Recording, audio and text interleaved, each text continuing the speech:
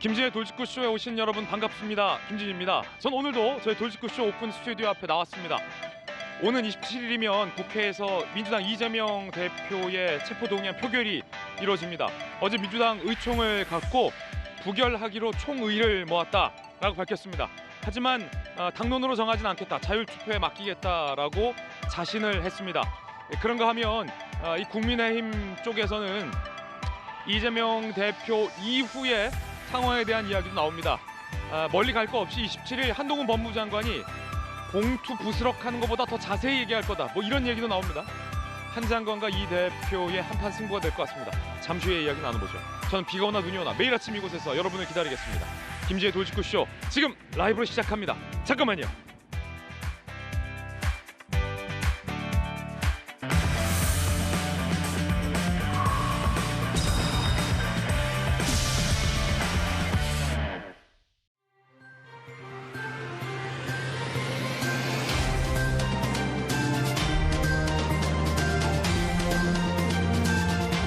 신문 읽어준 남자입니다. 오는 27일 이재명 대표의 체포동의안 표결이 국회에서 이뤄집니다. 민주당에서는 부결을 자신하는 분위기입니다. 그런데 국민의힘 하태경 의원은 민주당에서 이탈표가 35표는 최소한 나올 거다라고 전망하기도 했습니다. 양당의 전망이 엇갈린데요. 어떻게 될지 잠시 후 이야기 나눠보죠. 오늘 조간신문 4가지 키워드 준비되어 있습니다. 먼저 첫 번째 키워드부터 공개하겠습니다. 첫 번째 키워드는 이겁니다. 자율. 자율에 맡기겠다라는 겁니다. 일종의 자신감일 수도 있겠는데요. 동아일보 오면 기사입니다. 이재명 체포동의안 부결 총의를 모았다. 표결은 자율로 하라. 자, 이게 일종의 작은 변수가 될 수 있다는 분석도 나옵니다. 당론으로 정하지 않았다라는 겁니다. 표결은 아시다시피 익명투표입니다. 국민의힘 일각에서는 민주당 내에서 이탈표가 35표는 있다라는 전망도 나오고 있는 가운데 민주당 지도부는 자신 있어 하는 분위기입니다. 어떻게 될까? 어떻게 될까요? 이어서 두 번째 키워드 공개하겠습니다. 두 번째 키워드는 이겁니다. 칼. 오늘 한국일보가 일면에 쓰고 있습니다.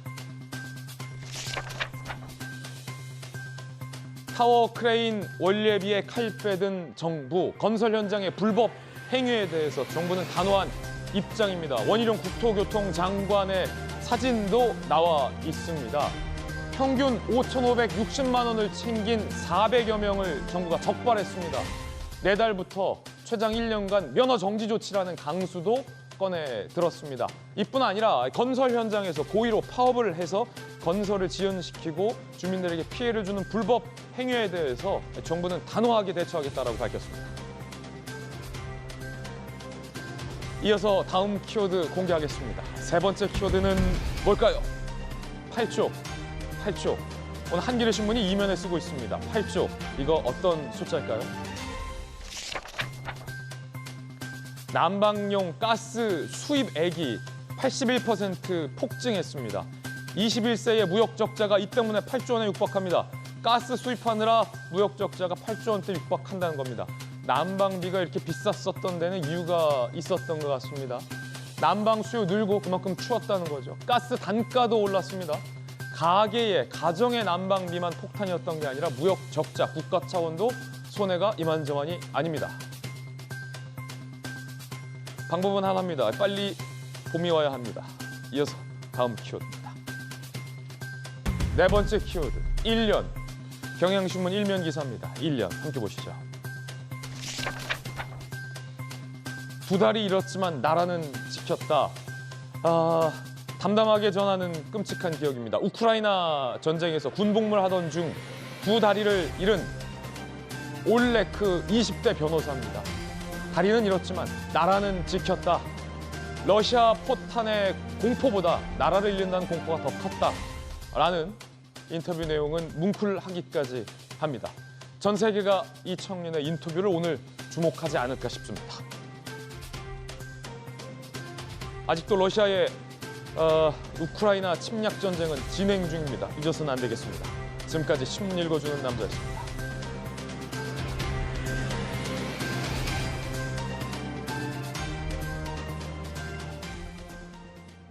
수요일 아침 함께하신 분들 소개해드리겠습니다. 민주당의 대표적인 청년 정치인 동탄의 아들 전용기 의원, 돌직구쇼 좌장, 서울시 부시장을 역임하신 민주당의 김영주 의원 나오셨습니다. 국민의힘 법사위의 스타 국회의원입니다. 판사 출신 전주회 의원, 법전 들고 골무 끼고 나온 정혁진 대표 변호사 나오셨습니다. 어서 오세요. 반갑습니다. 자, 첫 번째 이야기부터 시작하겠습니다. 이제 며칠 안 남았습니다. 이재명 대표의 체포동의안 27일 국회에서 처리됩니다. 어제 민주당 의총 열었습니다. 자율로 맡기겠다. 셀프, 바이 마이 셀프.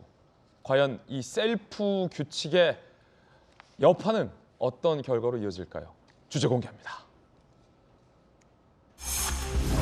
부결 원보이스, 하지만 자율, 그리고 익명투표. 3월도 방탄 국회냐라는 논란도 일고 있습니다. 이재명 대표가 어제 기자들을 만나서 억울함을 항변했습니다. 구속영장을 샅샅이 잘 봤는데 구속 요건이 안 된다는 겁니다. 이재명 대표 당사자의 이야기, 첫 번째 이야기로 들어보겠습니다. 얘기했던 무슨 428억 그분 돈 얘기가 전혀 없지 않습니까? 무리한 언론 플레이를 통해서 이렇게 저를 음해하고 조금만 도움을 준 사람의 아들도 수십억씩을 받았는데 제가 부정하게 관여했다면 이렇게 한 푼도 안 받았을 리가 없지 않습니까? 열심히 맛있게 드세요. 이재명 대표의 항변은 간단합니다. 영장 봤는데 내가 1원 한 푼 받았다라는 내용 있냐? 한 줄도 없다라는 겁니다. 자, 이재명 대표의 항변이었습니다. 여야 두 분의 의견 들어볼 텐데 먼저 판사 출신의 전주혜 의원께서는 조금 전 이재명 대표의 이 억울함, 항변 어떻게 들으셨습니까? 제가 22년 동안 판사 생활하면서 22년이나 판사셨군요. 법정에서 많은 피고인들을 봤는데 네. 피고인들은 다 억울해합니다. 피고인들은 다 법정에서 억울해한다. 것 자체가 굉장히 억울해해요. 예. 그래서 뭐 이재명 대표의 말은 내가 뭐 이런 상황이 된 게 좀 억울하다. 뭐 내가 죄를 안 지었는데 이런 상황에서 억울하다 이런 게 아니라 어쨌든지 간에 경위는 뭐 어쨌든지 간에 이런 상황이 된 것이 이제 억울하다. 뭐 이러한 뭐 소위 말하는 입에 발린 변명 같습니다. 예. 그리고 본인이 돈을 안 받았다고 얘기를 하는데 이번에 뭐 기소된 그 영장 청구 사실에는 없습니다만 428억 그 약정 부분은 추가 수사를 할 거라는 그런 얘기도 있고요.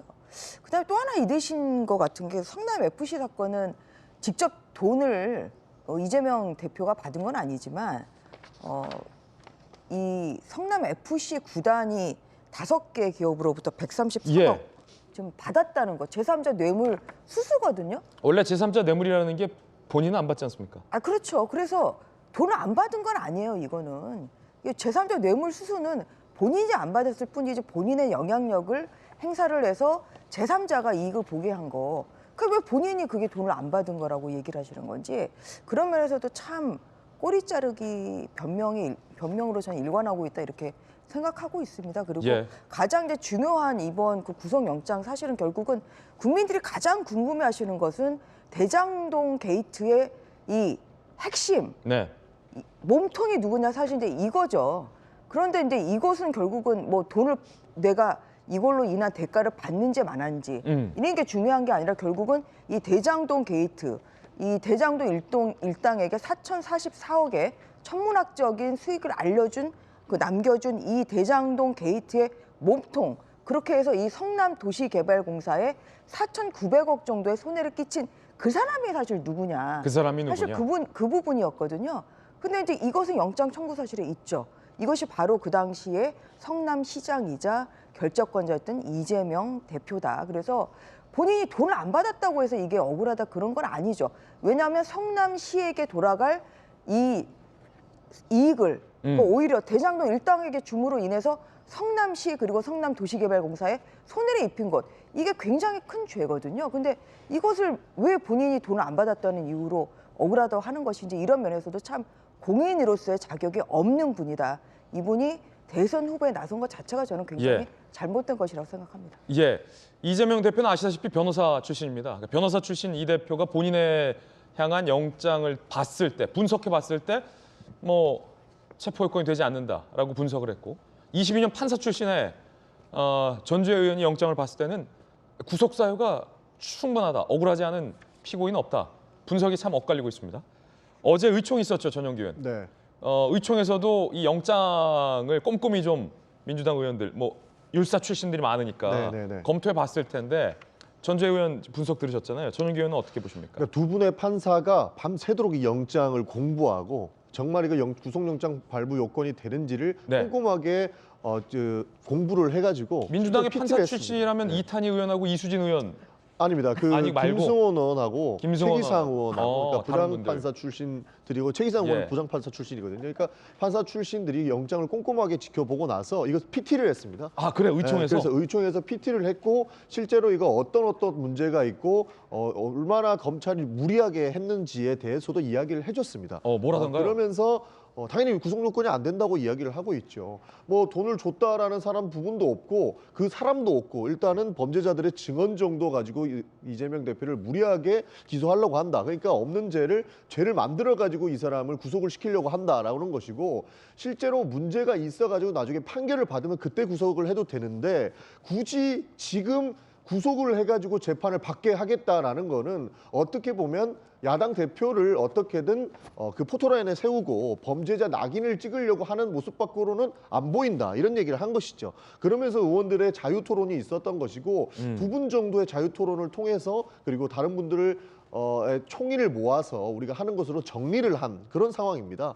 그래서 저희가 봤을 때는 이건 구속 요건 자체가 안 되고 구속을 하려고 하는 것은 그냥 망신주기용이기 때문이다 이렇게 예. 말씀드릴 수 있을 것 같습니다. 그렇군요. 자 그러면 이 지점에서 또 변호사의 시각도 궁금합니다. 자 정익진 변호사님, 네네. 오늘 골무는 왜 끼고 나오신 겁니까? 왼손에 아니 이거 제가 구속영장 지금 보고 있거든요. 영장 보면 많으니까 이거 네네. 한번 보여주시겠어요? 원래 일할 때 쓰시는 겁니까? 아니 이게 조그매가지고. 네네. 아니 그러면 네네. 지금 민주당의 판사 출신, 부장판사 출신 의원 두 분이 어제 의총에서 이 영장을 분석했는데 구속 사유가 아니다라는 분석을 했다라고 또 전용기 의원이 상세하게 설명을 잘 해줬는데 제가 궁금한 건 그겁니다. 영장을 봤더니 구속 사유가 안 된다. 그럼 네네. 영장 실질심사에 가면 기각되는 얘기 아닙니까? 그런데 제가 봤을 때 이재명 대표도 뭐 변호사시고 그 다음에 이제 판사 출신 그 의원님들도 다 보셨다라고 했는데 제 생각에는 구속영장 청구서를 꼼꼼하게 안 보신 것 같아요. 저는 꼼꼼하게 보지도 않고 그냥 대충 봤거든요. 이렇게 막 넘기면서 일단 첫 번째 428억 제가 찾았어요. 그 구속영장에 그 내용이 나와 있고 그다음 제가 보니까 검찰에서는 이 뇌물죄를 그 못한 게 아니고 안 한 것 같아요. 그러니까 지금 당장 안 해도 뭐 어차피 영장 나오는 거는 그 문제 없으니까 이제 방탄이 안 돼서 그 법원에 영장 실질 심사 가면은 뭐 이 정도 사실만으로도 충분히 영장이 나오니까 추후에 이제 뇌물죄로 추가 기소하면 되니까 안 한 거지 못했던 것이다라고는 제가 생각이 안 되고 그다음 제가 제일 그 눈여겨봤던 게 뭐냐면은 성남 FC예요. 성남 FC 여기 구속영장 청구서에 어떻게 기재가 되어 있냐면은 이재명 당시 성남시장이 성남 1화를 무턱대고 인수했대요. 무턱대고 인수했는데 성남 1화를 보니까 돈이 하나도 없었대요. 그런데 그 성남시 예산을 아무리 시장이라고 하더라도 마음대로 쓸 수 있는 거 아니지 않습니까? 그러니까 성남시장 입장에서는 성남 이름이 들어간 축구단을 이제 우리가 이렇게 아주 큰맘 먹고 인수를 했는데 부도가 나게 생겼다는 거죠. 그러니까 만약에 이제 성남 FC 인수해놓고 그 자리에서 부도가 나면은 당시 시장으로서는 얼마나 망신이고 거기에 따른 정치적 책임이 크겠습니까? 그러니까 그 성남시 입장에서는 뭐 두산이든 네이버든 그런 그 부정한 청탁을 들어주고라도 돈을 지원을 받을 수밖에 없는 그런 불가피한 상황이 있었고 그렇기 때문에 이러한 133억 5천만 원 여기에다 이제 추가적으로 또 돈이 더 늘어날 것 같은데 그런 제3자 뇌물죄가 성립할 수밖에 없었던 그런 정황을 법리를 떠나가지고 굉장히 설득력 있게 잘 기술이 되어 있었던 것 같고 그 다음에 이제 계속 뭐 이렇게 간접 증거 그냥 전문 증거 진술 증거밖에 없다라고 이야기하는데 여기 보면 뭐도 있냐면은 보고 자료도 있고 공문도 있고 이메일도 있고 회의 자료도 있고 객관적인 증거가 차고 넘친다라고 지금 구속영장 청구된 영장 안에 네네. 뭐 공문 자료나 이메일 자료, 회의 자료들도 언급이 돼 있습니까? 예, 그래서 이제 검찰은 여기에는 이제 증거까지는 안 돼 있는데 네. 이제 영장 실질 심사를 하게 되면은 거기에 이제 검사들이 다 보여주고 그걸 또 반박하는 변호사들의 자료가 뭐 수천 페이지가 들어갈 텐데 그런데 어쨌든 검찰은 이러이러한 객관적인 자료가 있다라고 주장을 하는데 왜 그것을 야당에서는 애써 그냥 뭐 타조처럼 눈을 감고 그냥 보려고 하지 않는지 예. 전 도저히 그 납득이 안 되고 참 제가 이렇게 법조인이라고 하는 게 이런 식으로 하실 거면은 뭐 제가 참 자괴감이 든다라고나 할까? 어쨌든 그런 생각이 들 정도로 어쨌든 상황은 직시해야 되는 것이 아닌가 하는 게 제 객관적인 생각입니다. 예, 조영진 변호사님 의견이고 정리를 하자면 양당에서는 일단 청구된 170쪽 상당의 영장을 분석한 결과 상이한 결과를 내놓고 있습니다. 구속의 요건이 되지 않는다라는 민주당 쪽의 의견과 구속 사유는 충분하다라는 국민의힘 쪽의 분석이 다른데 요건은 이겁니다. 그렇다면 영장실질심사에 왜 안 가느냐라는 논란이 예상되는데 만약에 구속 사유가 불충분하면 영장실질심사에서 기각이 될 것인데 왜 출석을 하지 않느냐라는 아마 논란이 예상됩니다. 이에 대해서 민주당 일각에서는 부체포 특권 헌법에 보장된 입법부의 방어권이다라는 논리도 현재 나오고 있는 것 같은데 전 의원님. 그러니까 뭐냐면 이 영장을 보고 이게 영장인가요? 구속 사유가 안 된다고 지금 아까 전용기 의원이 얘기하셨는데 저는 이거는 진짜 코미디 같은 얘기인 것 같아요. 이게 그 영장인가요? 예, 이게 한 170페이지 정도 되는 이제 정혁진 변호사님이 가져오신 건데요. 그러니까 뭐냐면 이거를 보고 지금 죄가 되느냐 안 되느냐를 그러면 이게 범죄 사실을 구성하지 않는다는 얘기인지 민주당의 얘기는 아니면 그냥 그 피의자인 이재명 대표가 나는 이렇게 한 적이 없어 이거 하나 얘기 듣고 결국은 이 범죄 사실이 소명이 안 된다는 건지 그러니까 범죄 사실의 구성이 안 된다는 거지 이걸로 봐도 아니면은 범죄 사실의 소명이 안 된다는 건지 그거를 좀 확실히 얘기를 해주시면 좋을 것 같고요. 왜냐하면 이거를 읽어보면 범죄 사실을 당연히 구성을 하죠. 여기 지금 영장 청구 사실에 보면은 배당, 초과이익 환수, 이러한 추가 배당 건의를 묵살했다 이런 얘기도 좀 나오거든요. 그러면 이거는 그러면 이재명 대표가 내가 그렇게 무시한 적이 없다 지금 그 얘기 듣고 이게 범죄 사실 안 된다고 하는 겁니까? 그렇기 때문에 이것을 구속이 되느냐 마느냐는 영장으로 판단하지 않아요. 판사들이. 제가 영장 심사할 때도 보면 예. 이 영장을 보고 증거를 내거든요. 검찰이 증거를 냅니다. 그러면 증거를 보고 이게 범죄 사실 소명이 되는지 사실 이거를 판단한단 말이에요. 그러면 민주당이 지금 증거 하나도 안 가지고 있잖아요. 그럼 검찰이 가지고 있잖아요. 그럼 뭘 보고 지금 구속 사유가 안 된다고 얘기를 하는 건지 굉장히 이것은 사실 코미디 같은 얘기입니다. 그냥 우리 편들끼리 내가 보고 싶은 거 하나도 보고 싶은 거는 다 보기 싫은 거 하나도 안 보고 이러면서 그냥 우리는 영장 청구 사실이 인정이 안 돼. 이런 코미디 같은 얘기거든요. 그렇게 얘기할 게 아니라 이것은 법원에 가서 판사의 판단을 이건 받는 게 맞죠. 전주혜 의원께서 그런 면에서 판사할 때 민주당에서 예. 판사 출신 의원들이 PPT 했다는 것 자체가 저는 굉장히 코미디 같은 얘기라고 생각을 해요. 영장 그 판사도 해보셨어요? 네. 영장 심사도 저는 해봤죠. 그런데 예. 판사들이 판단할 때 검찰의 구속영장을 근거로 구속사유를 판단하는 게 아니라 증거를 보고 구속영장을 판단한다. 당연하죠. 아니 이것만 가지고 어떻게 판단합니까? 판사가 신이 아닌데 증거 기록을 내요. 그래서 증거 기록을 내고 그것을 검토하느라고 사실 뭐 보면은 중요 사건일수록 뭐 새벽까지 그 영장 실질 심사 결과 안 나오는 이유가 증거 기록을 꼼꼼하게 보고 이게 이제 구속에 이를 정도의 소명이 되는지를 판단하는 데 시간이 많이 걸리기 때문에 그래서 새벽까지 영장 실질 심사 끝난 다음에도 이 영장 발부 여부를 결정하는 데 시간이 걸리는 이유가 그런 거거든요. 그래서 증거 기록 하나도 안 보고 정진상, 김만배 뭐 이런 분들이 뭐라고 얘기했는지 지금 알고 계시는 거예요, 지금? 민주당은 뭘 보고 지금 증거 기록 하나도 안 보고 야 이거 말이 안 되는 거야. 정말 이거는 코미디 같은 얘기를 지금 민주당이 하고 있고요. 그런 걸로 만약에 체포동의안을 정말 부결을 한다고 하면 그거는 정말 자유민주주의 저는 법치를 무시하는 그런 행위라고 생각합니다. 예, 민주당 두 분 의견 들어보죠. 김영주 의원. 글쎄요, 지금 우선은 그 곽상도 전 의원 아들과 관련된 부분에 대한 재판부의 판단이 이재명 대표의 변명 부추긴 측면이 있다라는 게 있고, 또 하나는 아까 이제 정혁진 변호사가 이메일도 있고 공문도 있고 이거 증거라고 했는데, 그렇다면 이 사람들이 물론 검찰은 제3자 뇌물죄로 볼 수 있지만 범죄적 접근, 뇌물적 접근을 했다면 굳이 공문과 이메일을 주고받았겠는가. 그리고 성남시도 성남시 나름대로 시 변호사가 있을 것이고 네이버나 두산도 내부 검토를 했을 거예요. 이게 법적으로 어떻게 되는지 이런 일을 하면서. 그렇지 않고 공문을 주고받았을 가능성에 대해서. 즉 최종적으로는 결국에는 우리나라는 자유심증주의입니다. 즉 판사께서 이 판단을 어떻게 하느냐에 따라서 각상도처럼 그 사건처럼 판단이 그렇게 나뉠 수도 있는 거예요. 지금 그 공백이 있다라는 측면은 분명히 짚고 넘어가야 될 것 같습니다. 예, 전은규 의원. 좋은 말씀 해주셨어요. 그 뇌물인데 공문을 보냅니까? 그러니까 애초에 구속용건이 안 되는 것이 증거도 이상한 증거만 들이대면서 이렇게 막 구속을 시키려고 하니까 문제가 되는 겁니다. 이렇게 바꿔놓고 한번 생각을 해봅시다. 지금 유동규 씨도 석방 중이에요. 그리고 남욱 씨도 석방 중입니다. 근데 이재명을 잡아넣겠대요. 갑자기 유동규나 남욱이나 원래는 씨알도 안 먹히는 사람이 이재명이다라고 이야기를 했는데 갑자기 이재명이 시켜갖고다가 이재명한테 돈을 다 줄 거였고 대장동으로 2024년에 저 사람들한테 돈 줄 거였으니까 저 사람들 지금 나쁜 사람이에요. 잡아 넣어야 돼요. 이렇게 얘기한 사람들은 다 석방이 돼 있고 석방 중에 재판을 받아서 형이 확정되면은 이제 구속이 되는 그런 수순을 밟게 되는 겁니다.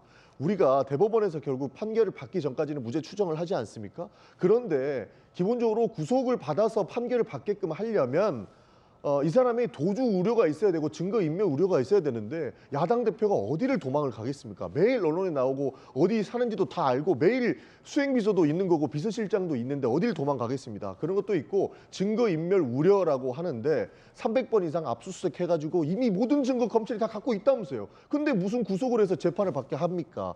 이것도 말이 안 되는 거고 뭐 증거인멸 우려하면서 정성원 얘기를 하던데 제가 정성원 워딩 우리가 우려가 됐다라고 한 구속영장에 있는 워딩을 그대로 읽어드리면 당신이나 김용이나 이재명 결정적 증거가 없다고만 하면 이재명 대통령 되는 거예요. 알겠죠? 이렇게 얘기했다는 겁니다. 근데 어저께 정성호 의원도 신상 발언했거든요. 나 그 사람들이랑 반말하는 사이인데 기본적으로 존댓말로 이렇게 가지고 와가지고 하는 거는 본인들이 필요한 키워드 적어가지고 나중에 짜맞추기를 했다라는 거예요. 그러면서 이제 정성호 의원도 그러면 나도 중급 한번 보자 이렇게 얘기했는데 법무부는 거절했다는 거 아닙니까? 여러 가지 정황들을 봤을 때 하등의 구속을 시켜가지고 재판을 받아야 될 이유가 없는 겁니다. 그런데 어떻게든 잡아 넣어가지고 우사주기 하려고 하는 거예요. 국회의원의 불체포 특권은 이렇게 행정부가 말도 안 되는 사안으로서 국회의원을 구속시키려고 하는 거는 이거는 방어권이 충분히 인정이 돼야 된다라는 측면에서 헌법에서 보장하는 거라고 이야기를 하는 겁니다. 그런 측면에서 저희 이건 받아들일 수 없다 이런 말씀 드리겠습니다. 오늘 초장부터 열기가 상당히 뜨겁습니다. 어제 의총에서 정성호 의원이 나는 정진상 등에게 반말을 하는데 기본적인 키워드를 갖고 검찰이 짜깁기 한 것 같다라는 이 발언도 소개해 주셨는데 언론 보도가 아직 안 된 것 같은데 네. 돌직구쇼에서 처음 소개해드리는 내용이 아닐까 싶습니다. 잠시 후에 이 검찰 쪽의 반론에 해당하는 입장도 보도를 해드리겠습니다. 어제 그 의총에서 이재명 대표가 동료 의원들에게 부결을 호소했습니다. 함께 보시죠. 검찰이 이렇게 없는 죄 만들지 몰랐다. 이것은 대선 패배 업보다 의원님들에게 마음의 빚이 있다라고 의원총회에서 부결을 호소했다고 합니다. 이제 27일이 되면은 이재명 대표가 이 같은 본인의 발언을 하게 됩니다. 여야 의원들 앞에 서게 됩니다. 그리고 한동훈 법무부 장관도 설 것으로 보입니다. 노웅래 의원의 사례에 비춰봤을 때 돈 봉투 부스럭거리는 소리를 한동훈 장관은 언급한 바 있습니다. 과연 한 장관은 이번에 뭐라고 구속의 필요성에 대해서 설명을 할지도 사실은 관심사안입니다. 그때 한 장관의 발언 들어보시죠. 노웅래 의원이 청탁을 받고 돈을 받는 현장이 고스란히 녹음되어 있는 녹음 파일이 있습니다. 돈봉투 부스럭거리는 소리까지도 그대로 녹음되어 있습니다. 뇌물 사건에서 이런 정도로 확실한 증거들이 나오는 경우를 저는 보지 못했습니다. 결과적으로 이번에도 한 장관의 구속의 필요성에 대한 주장과 구속의 부당함을 주장한 이재명 대표의 일종의 스피치가 맞붙을 걸로 보입니다. 부결로 총의를 모았다고 하니까 이것은 투표 결과와 상관없이 아마도 국민들에게 전해질 메시지일 가능성이 상당히 큽니다.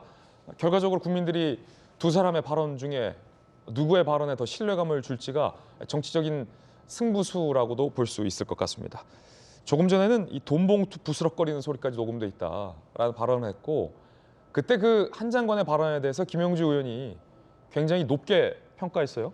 새로운 어떤 장관의 패러다임의 변화다 뭐 이런 발언까지 해주셔서 그게 또 기사화도 됐는데 아 그래요? 예. 저는 몰랐습니다. 기사에. 이번에는 어떻게 보세요? 어떻게 예상하세요?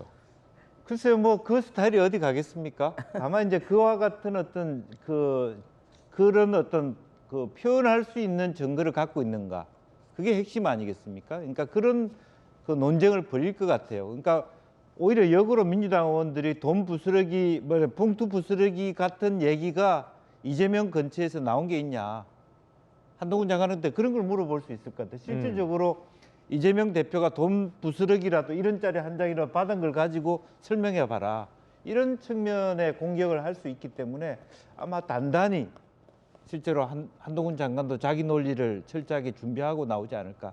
예행 연습을 분명히 할 것 같다는 생각이 듭니다. 이재명 대표도 마찬가지겠죠? 그렇습니다. 그러니까 지금 논리 자체가 결국에는 돈 봉투 만졌다는 증거를 내봐라, 그렇게 얘기할 수 있잖아요. 여그런 노웅래 의원의 경우처럼 내가 언제 그런 거 한 적이 있냐라고 한 실질적인 증거를 갖고 내가 가두더라도 그렇게 가둬봐라, 이런 공세에 아마 나름대로의 또 다른 어떤 논리를 가지고 왜냐하면 이게 제3자 뇌물죄 요건, 그리고 실제적으로 왜 그것이 이제 말하자면 지역 토착 비리인지에 대한 설명들을 더 강하게 할 것 같다는 생각이 듭니다. 지금 보신 화면은 이제 국회에 제출된 체포 동의 요청서입니다. 저도 이 체포 동의 요구서는 이번에 처음 보게 됐는데 대통령 윤석열의 사인과 직인, 국무총리 한덕수 총리의 서명, 그리고 한동훈 법무부 장관의 서명도 들어가 있는데 정혁진 변호사님, 네. 원래 이제 국회에 체포 동의 요구서가 이관될 때 대통령과 총리와 법무부 장관이 이렇게 친필 서명을 하게 돼 있습니까? 그러니까 좀 악필이네, 한동훈 장관이. 보니까 국회법상으로 어떻게 돼 있냐면요, 예. 판사가 체포동의 요구서를 정부에 보내도록 되어 있어요. 네. 뭐 법무부냐 검찰이냐 그렇게 되어 있지 않고 정부로 보내도록 되어 있으니까 정부의 최고 책임자가 대통령 아니겠습니까? 그러니까 국회의원을 갖다가 하는데, 근데 어쨌든 제가 봤을 때 지금 윤석열 정부에는 일타 강사 장관이 2명이 있어요. 제가 봤을 때 첫 번째는 대장동 원타 강사 원희룡 장관, 원희룡 한동훈. 그다음에 이제 체포동의 한타 강사 한동훈 장관이 있어요. 한타. 그런데 제가 봤을 때 한동훈 장관은 이번에 다음 주 월요일 날 오후에 했을 때 국회의원 상대로 이야기한 게 아닐 것 같아요. 뭐 어차피 뭐 그 숫자로 지난번 노웅래 의원 건도 그랬으니까 한동훈 장관이 의식하는 것은 국민들일 거예요. 대국민 상대로 내가 이야기를 갖다가 한다. 그다음에 지난번 노웅래 의원 때는 뭐 부스럭부스럭 이렇게 이야기했지만 이번엔 그런 거 안 할 거고 뭔가 다른 히든 카드가 있을 것이다. 그다음에 지금 제일 초조할 사람 역시 이재명 대표일 수밖에 없는 게 칼자루를 누가 잡고 있느냐, 한동훈 장관이 잡고 있거든요. 한동훈 장관이 무엇을 들고 있는지 그것을 지금 이재명 대표는 잘 알 수가 없기 때문에 무엇을 들고 나와가지고 그 자신을 그 몰아세울지 거기에 대해서 굉장히 긴장하고 있지 않을까 그런 생각이 들고요. 아, 영장에도 없는 무언가, 상대가 모를 결정적인 무언가, something else, 무언가를 한 장관이 들고 나올 수도 있다. 증거를. 증거를. 네, 유력한 국민들한테 유력한. 아주 뭐라 그럴까 탁 다가오는 그런 증거를 제가 봤을 땐 들고 나오지 않을까 하는 좀 기대가 있고요. 어쨌든 지난번에도 말씀드렸지만은 1차 그 클라이막스가 다음 주 월요일 오후에 있지 않을까 하는 생각이 듭니다. 박홍근 원내대표의 발언 준비되어 있는데 총의는 부결로 모았다. 하지만 자율투표로 하겠다라는 방침을 정했습니다. 들어보시죠. 민주당 의원들은 모두가 자율적이고 당당하게 투표에 임해서 무도한 야당 탄압을 함께 마감하자고 뜻을 모았습니다. 부결시키자는 그런 의견들에 대해서 다른 이견이 없었습니다. 다른 이견이 없었다. 전 의원님, 네. 비명계에 뭐 이름은 굳이 언급하지 않겠습니다만 뭐 이상미 의원이나 서른 의원 이름은 언급하지 않겠어요? 네. 이견 없었습니까? 어제 의총에서? 없었습니다. 어저께 없었던 건 확실하고요. 그 앞에서 김승원 의원님이나 최기상 의원이 판사 출신이다 보니까 그분들이 아까 PT 했다고 말씀드렸잖아요. 그 PT 한 걸 보고 사람들이 이제 자유 토론을 해서 의견을 제시해라. 왜냐하면 언론이나 국민들은 이것을 당론으로 할 것인가 말 것인가에 대한 관심이 굉장히 높기 때문에 자유롭게 이야기를 해라 했는데 몇 분 이야기하셨는데 영장을 보니까 정말 더 터무니없어진 거 확실하다. 그래서 이것은 부결해야 된다라는 주장만 있었지 이견은 없었습니다. 예. 사실 저도 여기서 궁금해가지고 뒤에 이렇게 쳐다봤어요. 이렇게 누가 이렇게 손 들고 이렇게 나오시는 분들이 있나라고 누구 쳐다봤는데 쪽 봤어요? 박용진 의원 쪽 봤어요? 아니면 서른 의원 쪽 봤어요? 비슷한 분들 보긴 했는데요. 비슷한 분들이요? 네, 그분들 누구라고 뭐 하진 않겠지만 설마 혹시 더 자유 토론을 해야 되니까 예. 많은 분들이 의견을 주고 토론을 통해서 우리가 뭐 결과를 도출해야 되니까 어떤 분들이 발언하실까 손을 들고 나오실까 하면서 뒤를 쳐다봤는데 저는 좀 앞쪽에 앉아 있어서 예. 결국에는 발언하시지 않으셨고 조홍천 의원도 발언 안 했습니까?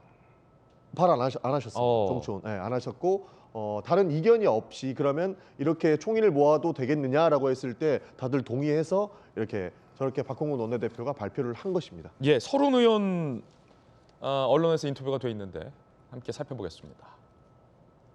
당대표 믿고 무조건 부결시키자. 부결 후 이 대표가 계획이 있을 것이다. 서른 의원의 입장이 좀 바뀌었어요. 전재수 의원, 사법 리스크 장기화 상황에서 총선 승리 위한 로드맵 마련. 전재수 의원은 오늘 출연 안 하는 날인데 이렇게 또 컴퓨터 그래픽으로 출연했어요. 비명계 일부에서도 부결의 한 뜻을 모으는 거 아니냐라는 기사도 오늘 동아일보에서 취재해서 쓰고 있습니다. 물론 침묵을 했다고 해서 부결에 동의한다는 뜻은 아닙니다. 침묵이 곧 동의는 아닙니다. 자, 그럼 여당에서는 어떻게 볼까요? 부결 총의를 모았다고 했는데 하태경 의원 같은 경우는 다른 해석을 했습니다. 민주당에서 35명은 최소한 이탈할 것이다 라는 전망인데 함께 보시죠. 이재명 공천권 행사하면 35명 정도는 같이 못 간다는 얘기를 공공연히 있다. 35명은 죽는다. 그래서 35표 이탈표 나올 수도 있다. 적어도 3번 이상 체포동의안 나올 것이고 찬성표는 계속 늘어날 것이다. 그러니까 2번이 끝이 아닐 수도 있다. 체포동의안이? 전주 의원님 그렇습니까? 체포동의안이 이번에 부결돼도 또 나올 게 있습니까? 추가 수사를 지금 하고 있으니까 428억 그 약정한 부분 이 부분은 이번 영장 청구 사실이 없거든요. 그러니까 추가적인 수사를 통해서 이 부분에 대해서 추가적인 영장 청구가 될 가능성도 있죠. 그런데 그럼 체포동의안 국면이 한 번 더 올 수도 있다는 거군요. 그런 가능성을 배제할 수는 없는데 저는 확률적으로는 그건 좀 떨어진다고 봅니다. 그러니까 왜냐하면은 사실은 가장 중요한 거는 물론 뭐 428억 약정 돈을 직접 받은 건 아니고 이제 약속을 했다는 거 아닙니까? 그런데 그 전에 유동규 씨가 사실은 이 대장동 게이트로 좀 구속이 됐잖아요. 그 범죄 사실이 이제 이러한 그 이익 배정, 초과 이익, 그 환수 조항 뭐 이런 것을 없게 함으로써 성남 그 도시개발공사에 이런 그때는 이제 영장 청구 사실이 조금 금액이 작았습니다만 상당한 그런 손해를 끼쳤다 사실 이 부분이었거든요. 그래서 가장 이제 중요한 것은 결국은 대장동 게이트의 가장 중요한 것은 이 성남 도시개발공사에 돌아갈 이익을 오히려 빼고 그것을 이 4,044억의 이 수익을 대장동 일당에게 준 사실 그 부분이 가장 커요. 업무상 배임. 이 혐의 사실은 지금 이번 영장 청구 사실에 들어가 있습니다. 그래서 근데 그런 면에서 유동규 씨는 사실 넘버 2잖아요. 그러니까 본인이 최종 결정권자가 아니었는데 그 사실을 가지고도 지금 유동규 씨가 영장이 발부돼가지고 지금 그 구속이 됐었단 말이에요. 그래서 그런 형평성 차원에서 넘버 2가 구속이 됐으면 당연히 넘버 1이 당연히 이재명 대표죠. 넘버 1에 대한 영장 청구는 당연히 있어야 된다. 그런 면에서 이 검찰의 영장 청구는 없는 죄를 만든 게 아니에요. 이 사건의 주범, 이 넘버 2가 독박 쓰고 지금 1년 동안 구속이 돼 있었거든. 독박 쓰고 지금 1년 동안 구속돼 있었던 마당에 지금 넘버 1이 당연히 이건 영장 청구가 돼야 되죠. 그래서 이런 면에서 이 사건이 굉장히 그래도 이재명 대표에 대한 여러 혐의 사실 중에서 가장 중요한 부분이 들어있다 이렇게 생각을 하고 있고요. 두 번째로는 이제 뭐 그 이탈표는 저는 아까 우리 하태경 의원님은 35표를 얘기를 하시는데 한 5표 미만이라고 저는 봅니다. 그렇습니까? 네.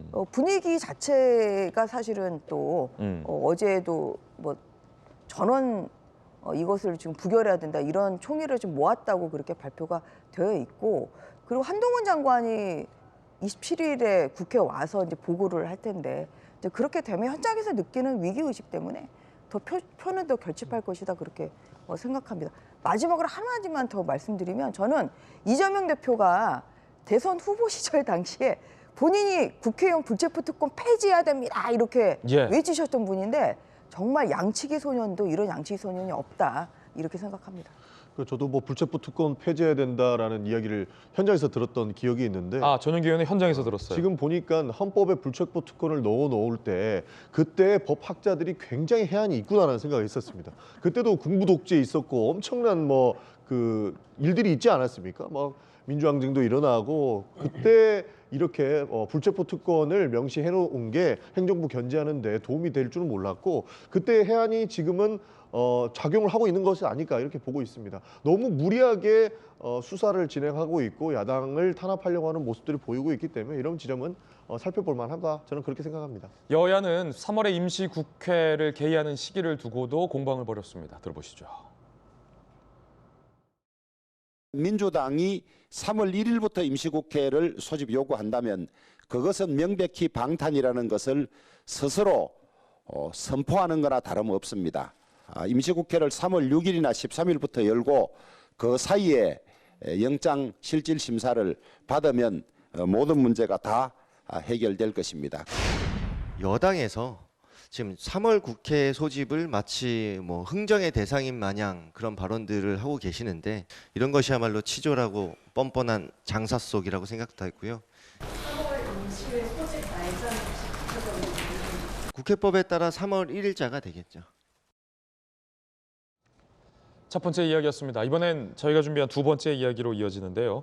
유동규 전 본부장에 대한 언급이 아까 여야 의원 모두에게서 나왔습니다.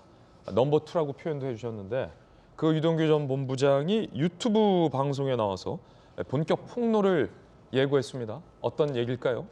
두 번째 이야기 주제 공개합니다. 성남 호텔 스캔들 생소하실 수도 있겠습니다만 성남에 있는 한 호텔 의혹 그리고 분당 리모델링 의혹도 불거지고 있습니다. 잠시 후에 전해드리죠. 유동규 전 본부장이 폭로를 예고했는데 이 대하드라마다 뭐 이런 표현도 나왔습니다. 유동규 전 본부장. 그간 밝힌 대장동 일화들은 단편적이다. 100화 넘는 장기 연재로 대장동 대하드라마를 구술할 것이다. 라고 한 인터뷰에서 밝혔습니다. 대하드라마, 어떤 이야기들을 폭로할지도 궁금해지고 있고요. 유튜브 방송에서 유동규 전 본부장이 이렇게 얘기했습니다. 이재명 진이처럼 나타났다. 2009년 분당 아파트 리모델링 추진 당시 지역구 의원들의 문전박대. 그때 이재명 알라딘의 지니처럼 나타나 램프의 요정이죠. 의원들을 만나게 해주고 토론회도 열게 해주었다라고 주장을 했습니다. 리모델링 관심 없어 2010년 성남시장 선거 위에 표심 공략이 필요했던 시기였다라고도 주장했습니다. 마침 그 분당 리모델링 의혹도 검찰이 수사에 나섰습니다. 어떤 의혹일까요? 리모델링 특혜 의혹, 성남시가 2014년 분당의 한 아파트에 리모델링 기금 20억을 융자해 준 것. 이후 연 3% 이자금 상환이 이루어지지 않았다. 그 리모델링 조합장이 유동규입니다. 유동규 전 본부장이 그때 갑자기 나타났던, 본인이 어려웠는데 램프의 요정처럼 이재명 대표가 나타났다라고 주장을 한 겁니다. 관련 기간 재임한 이재명, 은수미, 배임과 직권남용 혐의로 수사에 들어갔다는 겁니다. 정혁진 변호사님, 네네. 분당 리모델링 특혜 의혹 좀 생소한데 어떤 의혹입니까? 자세히 설명해 주시죠. 그러니까 일단은 뭐 그 리모델링 의혹까지는 모르겠고요. 지금 이야기한 것처럼 저도 그 유튜브 잠깐 10몇 분짜리였던데 아침에 일어나서 봤는데요. 그런데 제가 좀 아니라고 생각하는 거는 램프의 요정의 진이는 아니죠. 진이는 김진 아니겠습니까? 진이는 아니고 한 뭐 제니 정도 되지 않을까 그 생각은 들고요. 제가 뭐 소원은 못 들어드립니다. 네, 2009년도에 두 사람이 처음 만났어요. 그때는 그 유동규 씨가 뭐였냐면 그 성남에 있는 무슨 아파트 단지의 리모델링 추진 조합장이었어요. 근데 그때 이제 이재명 대표는 뭐였냐면 정치 지망하는 변호사였던 거죠. 그래서 그때는 유동규나 뭐 이재명이나 서로 그냥 비슷하게 나이도 뭐 큰 차이 안 나고 그러니까 동격으로 생각을 갖다가 했는데 2010년도에 어떤 일이 벌어지냐면 이재명 대표가 성남시장이 돼요. 성남시장이 되자마자 이재명 대표가 유동규 씨를 성남의 도시개발공사의 전신인 시설관리공단의 기획본부장으로 임명을 해요. 그다음에 2014년이 되니까 또 재선하잖아요. 시설관리공단이 다시 이제 확장돼 가지고 이 그 대장동의 백현동의 핵심이 되는 대장동의 핵심이 되는 성남 도계공 설립되자마자 거기에 유동규 씨를 다시 본부장으로 또 임명을 갖다가 해요.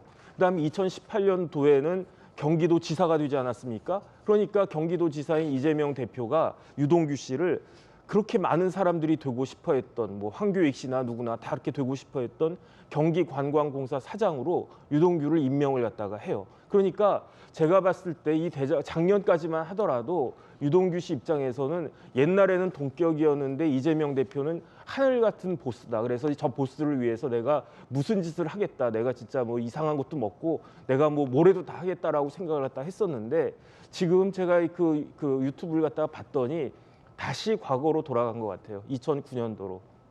그러니까 더 이상 이재명 대표는 자기의 보스가 아니고 그 옛날 내가 리모델링 그 추진 조합장 할 때 그냥 그 정치 지망생이었을 때 나랑 큰 차이 없는 그런 사람 정도로 생각을 갖다가 하고 지금부터 그 말을 갖다가 풀어내겠다라고 하는데 그 말은 뭐냐면은 논픽션 이재명의 저자 직강을 앞으로 100회에 걸쳐서 하겠다라고 하는 거니까 여기에 대해서 진짜로 많은 사람들이 정말로 이제 그 관심을 가질 수밖에 없을 것 같고 그다음에 검사들이 수사를 하는 검사들 입장에서는 조각조각 나 있는 이 증거들을 유동규가 이렇게 해설을 갖다가 해주면서 마치 그 구슬을 갖다 꿰는 것과 같은 그런 역할을 하게 될 것 같고 판사들도 아마 이걸 갖다 딱 보면서 아 이런 거구나 그런 그 영향을 받지 않을 수가 없지 않을 것이다라고 나는 생각하기 때문에 유동규 씨의 앞으로 이 유튜브가 정말로 큰 의미가 있을 수 있지 않는가 저는 그런 생각을 하고 있습니다. 예.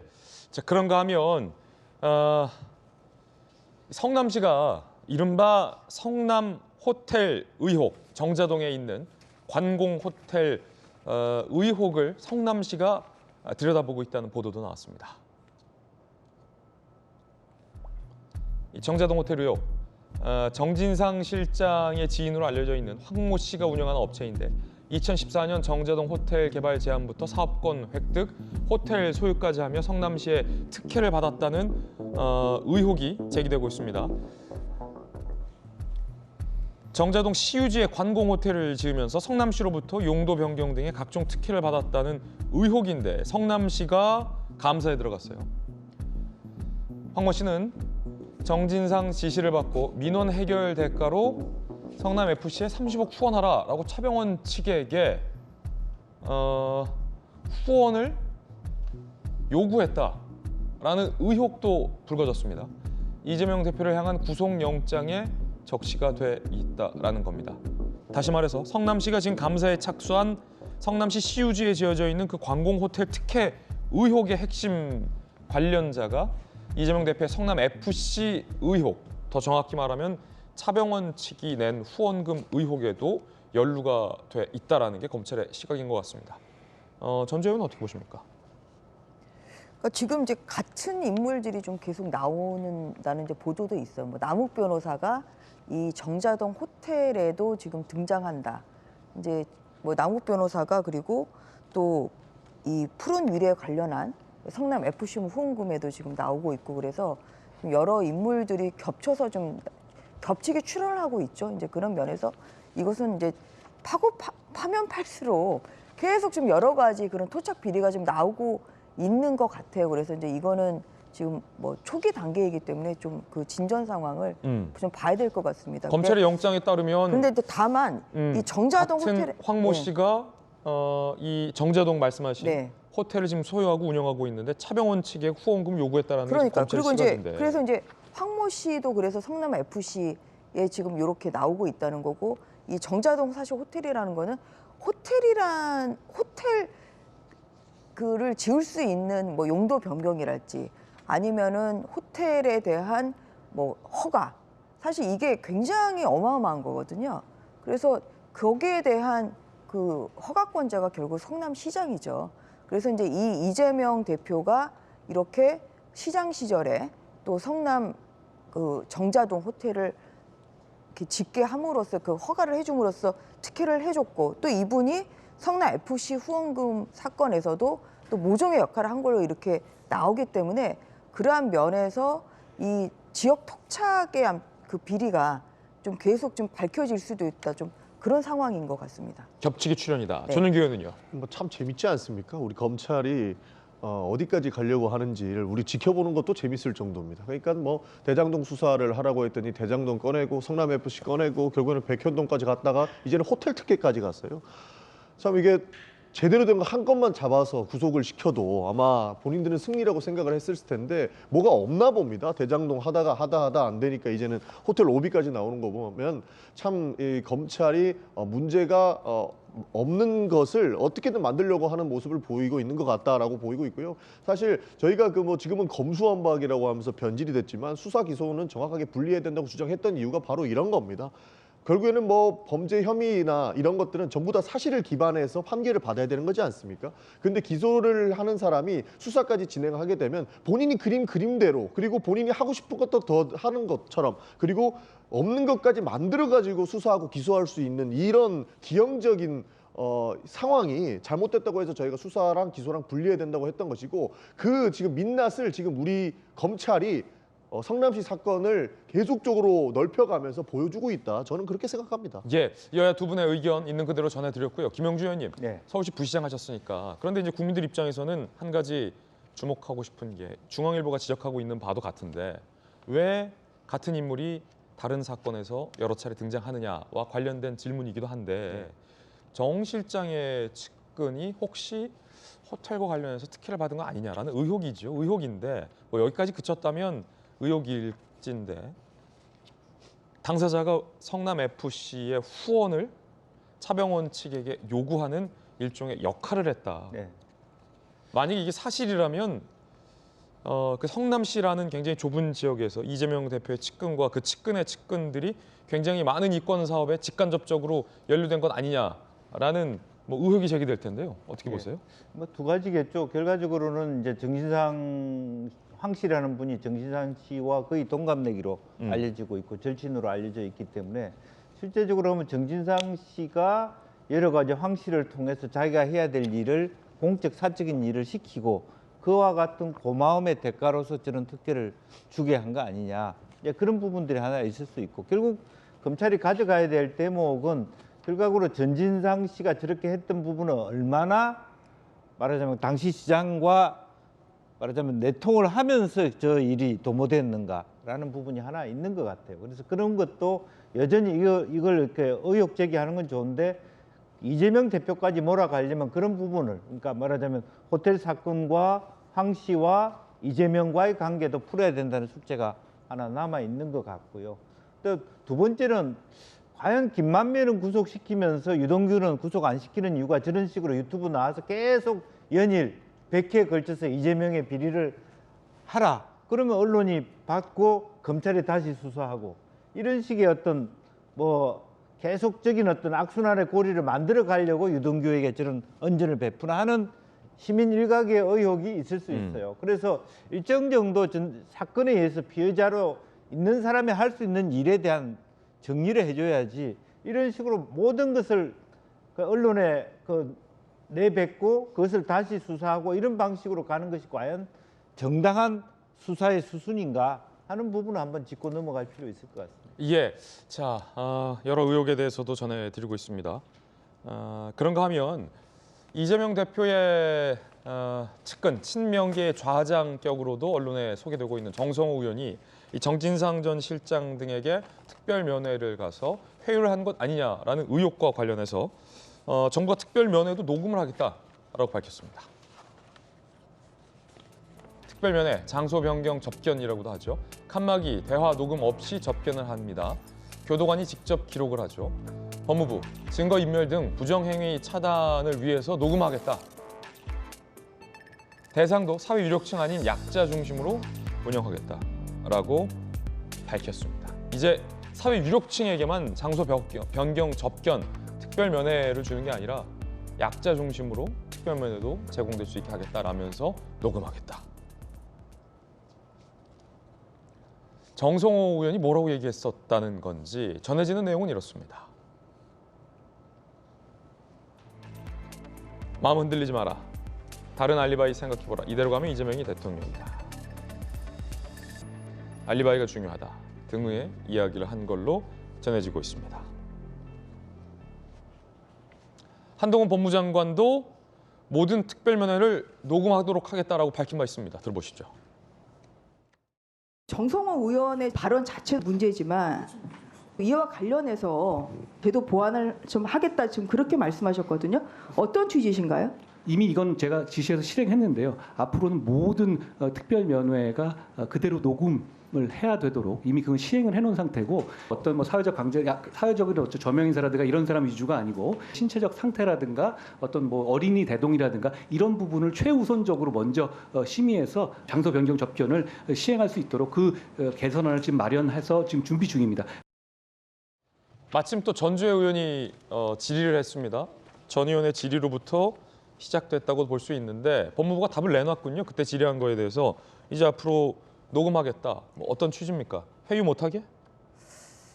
그러니까 그동안에는 이제 수기를 하다 보니까 또 뭐 오해 여지가 뭐 있을 수도 있다고 생각한 것 같습니다. 그래서 이제 녹음을 하면은 이거는 뭐 부인할 수가 없는 거잖아요. 좀 그래서 이제 그런 면에서 좀 더 공정한 접견을 위해서 녹음을 하겠다 그런 취지로 전 이해하고 있습니다. 그리고 중요한 건 뭐냐면 사실은 그동안에 이게 뭐 특별 면회는 사실 뭐 사회 유력 인사들이 많이 갔죠.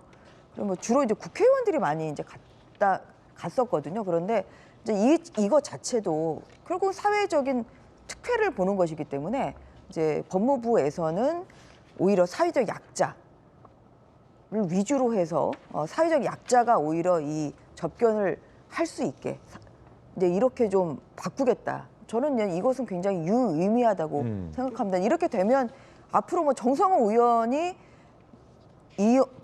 정진상 씨나 또 김용 씨를 접견을 가서 무슨 말을 했는지 이제 이런 게 시비거리가 없어지겠죠. 이제 그런 면에서 좀 뭐 이것은 저는 굉장히 법무부가 시적절하게 또 사회적인 공감대를 이끌어내는 방향으로 이런 특별 접견 제도를 좀 잘 개선하고 있다 이렇게 생각합니다. 예, 바로 그 논란이 이어지고 있습니다. 영장에 따르면 정성호 의원이 정진상 실장에게 당신이나 이재명이나 증거가 없다고 말하면 이재명은 다음 대통령이 된다. 알리바이를 생각해보라 라고 얘기를 했다라고 기재가 돼 있습니다. 그런데 어제 의총에서 정성호 의원은 정진상 실장 등과는 반말을 하는 사이다. 이른바 법무부가 내지는 검찰이 이걸 짜깁기 했다라고 반박을 했다고 조영기 의원이 조금 전에 밝혔습니다. 다시 말해서 이른바 짜깁기 논란 내지는 정성호 의원의 반박, 공방이 지금 시작이 될 것 같은데 정익진 변호사님, 네. 애석하게도 그때는 녹음이 안 됐습니다만 지금 정성호 의원 본인은 난 반말하는 사이다, 나 존댓말 안 했다, 뭐 수사기관 짜깁기 했다 라고 반발하고 있어요. 어떻게 보십니까? 그런데 교도관이 옆에서 기록하거든요. 기록하는데 그거를 반말로 기록하겠습니까? 아무리 반말을 했어도 존댓말, 그러니까 일반적인 경어체로 기록을 갖다가 했겠죠. 그러니까 지금 정확하게 보면은 다시 한번 제가 형집행법을 보니까 이게 정확한 명칭은 뭐냐면요. 접촉 차단 시설이 설치되지 않은 장소에서의 면회거든요.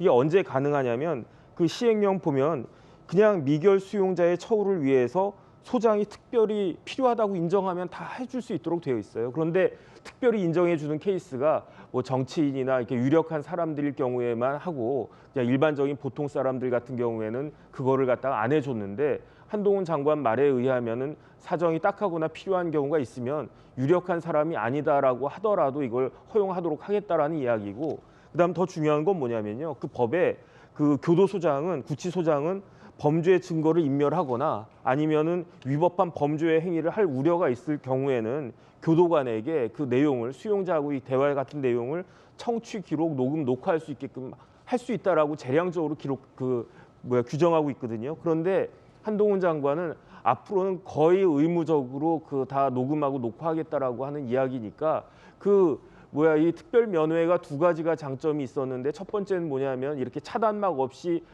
서로 이게 손도 잡고 그럴 수 있는 게 하나이고, 그다음 두 번째는 녹음이나 녹화가 되지 않는다라고 하는 장점이 있었던 건데 그 후자의 그 장점을 없애겠다는 그런 이야기인 거죠. 그런데 지금 정성호 의원은 네네. 전윤기 의원에 따르면 키워드를 뽑아내 쌓겠다라고 했는데 반박을. 네. 그러면 그 키워드는 했다는 거네요. 예를 들어서 어떤 게 키워드가 될 수 있겠습니까? 알리바이, 다음 대통령, 증거 없다고 말해.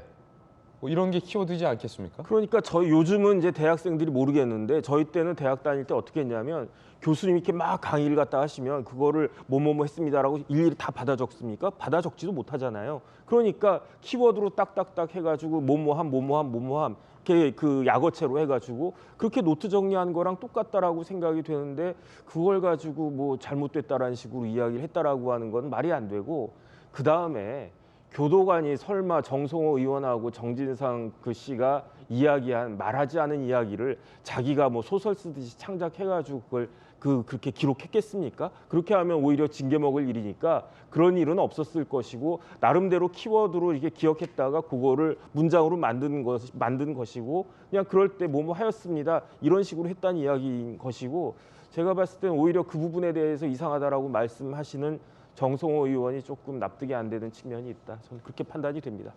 구체적으로 뭐 더 정성호 의원은 어떻게 반박한 겁니까? 그러니까 기본적인 팩트 자체가 잘못됐다는 거죠. 지금 아까 전에 존댓말로 했다는 내용이 공소장에 적혀 있는 거거든요. 그러니까 영장 청구에도 이런 대화를 했고 이것이 사실처럼 받아들여져서 결국에는 영장 청구 내용에 적시가 됐다는 건데, 반말하는 사이인데 이것을 반말했던 것을 교도관이 존댓말로 썼다? 이것 자체도 말 안 되는 거지 않습니까? 그러니까 공소장에 증거인멸 우려로 구속을 이재명 대표를 시키려고 하는데 기본적인 팩트 체크도 잘못되어 있다라는 것이고, 아까 말씀하시지 않았습니까? 본인들이 적어놨던 키워드를 결국에는 본인색으로 해석을 했다라는 거예요. 그러니까 뭐 증거가 없다고 말해라 이런 얘기로 회유를 했다라고 하는 건데, 교도관이 옆에서 뻔히 듣고 있는데 국회의원이 와가지고 지금 구속되어 있는 피고인한테 증거 없다고 말해, 이게 상식적으로 말이 되는 얘기겠습니까? 애초에 말이 안 되는 내용을 가지고 이야기를 하고 있는 것이고, 그러니까 팩트 자체가 더 틀렸고 이것은 잘못된 공소장 내용이고 증거인멸 우려는 없었다. 본인은 이미 기소가 되고 나서 설 전에 갔다라고 저는 들었거든요. 그러니까 애초에 지금 시기상도 이렇게 증거인멸을 할 수 있는 그런 시기가 아니었다. 이미 수사는 다 진행돼 있고 압수수색을 통해서 300번 이상 털었는데 무슨 증거인멸을 또 하겠습니까? 이것은 문제가 있는 공소장 내용이다. 이런 말씀 드리겠습니다. 그 공소장 그 내용에 따르면 이 지금 정성호 의원의 그 말은 세 발의 피해요. 이거 말고도 좀 많이 있습니다. 뭐 PPT 들으셨으니까 잘 아실 거 아니에요? 그러니까 뭐냐면 정진상 씨가 2021년 9월에 유동규 씨에게 휴대전화 버리라고 했잖아요. 그런데 뭐라 그랬습니까? 정진상 씨는 자기는 통화한 적 없다고 그렇게 처음에 발뺌했습니다. 그런데 이제 나중에 사실이 드러났죠. 이런 게 그럼 증거인멸이 아니고 뭐겠어요? 사실 정성호 의원의 말은 그 접견 내용은 이 증거인멸을 할 수 있는 그런 정황의 여러 가지 중에 지금 굉장히 작은 부분이라는 말씀 하나 드리고요. 두 번째는 뭐냐면 저는 정성호 의원이 이 말 한 것은 저는 시인을 한 걸로 기억을 하거든요. 왜냐하면 이 보도가 난 그 다음 날 정성호 의원이 아까 영상에도 나옵니다만 국회에서 기자들과 만나서 후회한다 그랬어요. 후회한다는 거는 내가 그리고 나는 이런 말 한 적이 없다고 부인한 적이 없어요. 오히려 후회한다. 그리고 그 말의 취지는 이러이러한 의미였다고 오히려 이제 그 본인의 그 말의 의도를 좀 오히려 변명식으로 얘기했다는 걸 저는 그렇게 기억을 하고 있거든요. 그래서 그런 걸 보면 내가 말을 한 적이 없다고 다음날 당연히 그건 부인을 했어야죠. 나 이런 말을 한 적이 없는데 왜 이렇게 거짓 보도가 나오냐 이렇게 해야 되는데 그러지 않았고, 후회한다는 것은 본인이 그 말을 했다는 걸 후회를 하니까 후회를 하겠죠. 그렇기 때문에 뭘 후회한다는 겁니까? 그런데 어제 의총에서 그런데 뭐 짜증겠다고 얘기를 하는 것 자체가 오히려 증거인멸의 냄새만 더 뒤처지는 거 아닌가, 저는 그런 생각이 듭니다. 그리고 본인이 접견 기록을 달라고 하는데 법무부가 안 준다. 이거는 줄 수가 없는 거예요. 이게 무슨 공적인 기록이잖아요. 이게 본인이 작성한 자필서도 아니고요. 이거는 공적인 문서인데 이것을 내가 말을 했다고 해서 줄 수가 있는 게 아니라 이것은 관계 법령에 따른 공공기관의 정보 공개에 관한 법률, 뭐 이것에 따라서 이런 그 수사에 관련한 이런 상황이기 때문에 이것을 줄 수가 없는 겁니다. 그런데 이런 것도 지금 민주당은 왜 안 주냐, 내 말을 기록한 걸 왜 안 주냐, 굉장히 저는 그 땡깡 부리는 아이처럼 이렇게 모든 걸 사사건건 문제 삼는 것 자체가 좀 이것이 좀 부적절하다, 저는 그렇게 생각합니다. 진짜 짧게 한마디만 드리면 본인이 이야기한 것도 못 준다. 이거는 수사 내용이기 때문에 못 준다. 법무부 얘기가 맞습니다. 근데 어떻게 언론에 나왔죠? 그러니까 이거 흘린 검사 찾아야 되는 거 아니냐 이렇게 얘기를 하는 겁니다. 이 정도 고발했잖아요. 짧게 말씀드리겠습니다. 검찰이 그 공수처에서 수사하겠죠. 그래서 뭐 이런 것이 뭐 사실 어찌 보면 지연 말단적인 것 같은데, 말하자면 이제 그 정승호 의원 같은 경우는 사실은 변호사라고 하는 직업병적인 측면이 있는 것 같아요. 그러니까 이제 특별 접견을 하러 가서 변접을 하고 온 거죠. 변호사 접견처럼. 그러니까 당신이 지금 현재 스탠스를 유지하라 그런 뜻이에요. 검찰이 보니까 지금 특별한 알리바이도 확실한 증거도 없는 것처럼 보이니까 이 기조를 하라. 그런 얘기를 하고 그걸 덕담사고 왔는데 이게 뒤늦게 보니까 뜨거라 이렇게 된 것 같고, 그래서 후회한다. 차라리 변호사 접견을 갈 것. 이 제도가 또 특별 접견 제도의 변화로 오면 결국 변호사들만 논하는 거예요. 나 특별 접견을 안 하고 변접으로 다 메시지를 전달하려고 하는 그런 부분이 있기 때문에 이참에 그런 제도 하나하나를 땜질식 처방할 것이 아니라 전반적으로 접견 제도에 대한 틀을 다시 고치든지 그런 형평성을 가지고 했으면 좋겠고, 저는 검찰이 째째하다고 봐요. 그러니까 이렇게 정견멸을 얘기하기 위해서 사실은 정성호 건을 흘린다는 것은, 실제로 이게 이재명 대표하고의 연관성을 증명해내지 못하면서 공세 피하는 것은 좀 심하다, 그런 생각이 듭니다. 뉴스 속보입니다. 검찰이 쌍방울 대북 송금 의혹과 관련하여 경기도청 등을 압수수색에 나섰습니다. 수원지검은 이화영 전 부지사의 집무실, 경기도 의회 등을 압수수색하고 있다라는 뉴스 속보가 확인돼서 여러분께 속보 자막 전해드립니다. 대북 송금 의혹에 대한 이 본격적인 강제 수사가 개시됐다라고 해석할 여지도 있어 보입니다. 관련된 더 자세한 내용은 향후에 자세히 보도해드리겠습니다. 자, 이번엔 저희가 준비한 다음 순서입니다. 뜨거운 소식 2가지 엄선했습니다. 어떤 소식이 준비되어 있을지 만나보시죠. 첫 번째 주인공, 김건희 여사. MBC가 공개를 해서 논란이 됐었던 김건희 여사의 이 사적 통화 내용. 그런데 그 MBC 등이 공개하지 않은 미공개 내용이 있다라는 보도가 나왔습니다. 더 나아가서 왜 이런 것들은 공개하지 않았느냐, 왜 해당 매체들이 취사 선택을 했는가에 대한 논란도 일고 있습니다. 거두절미하고 미공개된 내용들이 뭐가 있는지 함께 보시죠. 월간조선의 보도에 따르면 도이치모터스 의혹과 관련해서 김건희 여사가 이렇게 통화를 했다는 거죠. 그 접근을 한 김건희 여사에게 접근을 하고 무단 녹취를 해서 MBC 등에게 제공한, 자, 10년 전 결혼하기도 전에 한 걸 가지고 내가 주가 조작을 할 줄 알아야 하지 라고 2021년 11월 15일에 통화를 했다는 겁니다. 무속인 개입 논란과 관련해서도 국 같은 건 나는 단 한 번도 해본 적이 없어 라고 발언했는데 정작 이건 MBC 등이 보도를 하지 않았다는 겁니다. 공개하지 않았다는 겁니다. 고발사주 의혹 관련해서 남편은 누가 고소하겠다고 해도 말리는 사람이다. 우리 그래서 하나도 못했잖아. 라고 얘기한 겁니다. 그런가 하면 남편 윤석열 대통령에 대해서도 이렇게 김건희 여사가 얘기를 합니다. 우리 남편 너무 순진하고 정이 많다. 뺀질이 아니다. 누구 부모님 돌아가시면 사흘밤 상주 역할 해줄 사람. 정말 남자다. 라고 의리 있는 남자다. 라고 이야기를 합니다. 이건 왜 공개를 안 했을까? 김영주 의원님. 네. 많은 언론 보도 해석에 따르면 주요 의혹에 대해서 이른바 김건희 여사나 윤석열 대통령에게 다소 유리해 보일 것 같은 내용들은 해당 매체들이 일부러 빼고 뭔가 흠집을 낼 법한, 아니면 악영향을 줄 것으로 보이는 점들만 취사 공개한 것 아니냐, 라는 해석을 월간조선은 했습니다. 물론 결과적으로 그 녹취록을 공개한 것이 어떤 의도가 있었을지는 모릅니다만 별로 효과는 없었을 것이다라는 뭐 판단도 나와 있잖아요. 이런 건 왜 공개 안 했을까요? 편파 방송이네요. 공개를 안 했다면.